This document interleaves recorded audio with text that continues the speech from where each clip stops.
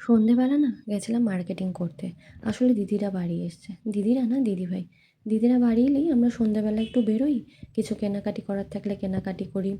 একটু ঘুরি, খাওয়া-দাওয়া করি।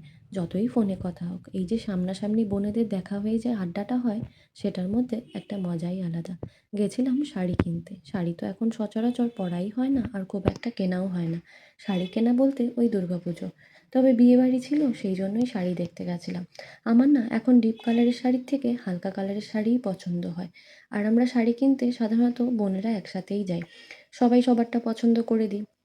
সুবিধাও হয় কাকে কোনটা ভালো লাগছে। নিজে তো বোঝা যায় না, কেউ দেখে দিলে বেশি ভালো হয়। আর তারপর গেলাম টিপ কিনতে।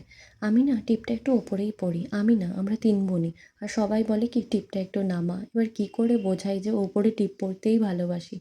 আর টিপ আমি ছোট সাইজেরই পরি। মানে যত ছোট হবে ততই ভালো। তাই আমার টিপটা খুব একটা দেখাও যায় না। যাই হোক, টিপ কিনে নিয়ে তারপর গেলাম একটু মিষ্টির দোকানে। এটা আমাদের এখানে অনেক পুরনো মিষ্টির দোকান, কাঁঠালতলা মিষ্টির দোকান। তো যেখানে গেছিলাম সেখানে কাছে এই মিষ্টির দোকানটাই ছিল, তাই সেখানেই গেলাম। খেয়ে দেয়ে বাড়ি ব্যাক করলাম। আর বাড়ি এসে আজকে হচ্ছে একটু কষা কষা করে আলুর দম, দম না ওই তরকারিই বলতে পারেন। আর টমেটোটা কেটে দিয়েছি না, বেশ কালারফুল লাগছে।